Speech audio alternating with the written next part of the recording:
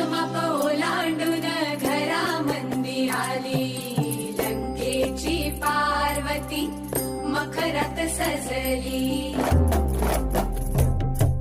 शालू तला मोर डोळे मिटून बसला, पोते तला मणी हिरव्या चुड्याला हसला. कपाळीचं कुंकू आता दैवाला पुसतं, सुख म्हणजे नक्की काय असतं.